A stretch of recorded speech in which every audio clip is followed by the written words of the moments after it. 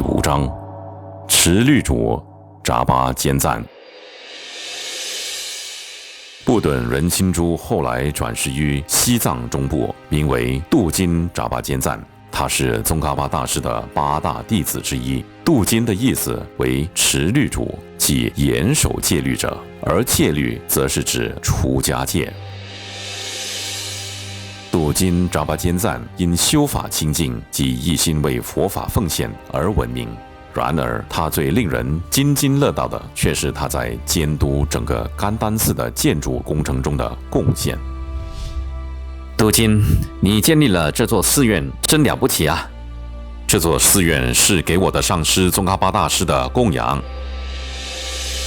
甘丹寺建成于1409年，它成了宗喀巴大师所创立的格鲁派传承中的第1所，也是最著名的寺院。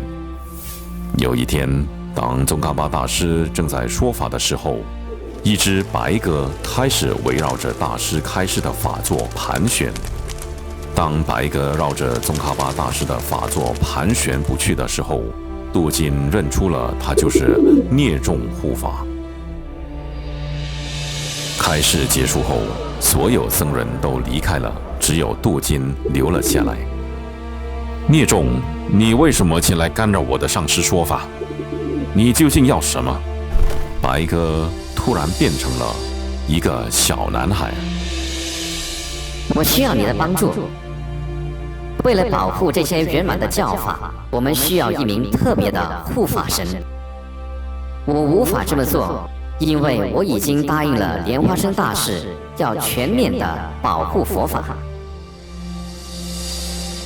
杜金，你是否愿意化为甘丹传承的不共护法神，专门护卫宗喀巴大师所传授下来的龙树菩萨之中观教诲？你愿意这么做吗？为了宗喀巴大师，我当然愿意这么做，我发誓。别忘了你的承诺。由于深受大家的敬重，在宗喀巴大师圆寂后，杜金就被邀请坐上甘丹赤巴的法位，请继承这个法座，成为宗喀巴大师在这个世界上的代表。承蒙厚爱，但我实在无法答应这个请求。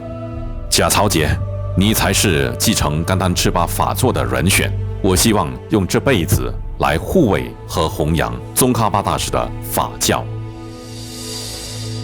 杜金继续为维护甘丹传承和宗喀巴大师法教而努力，直到他圆寂前为止。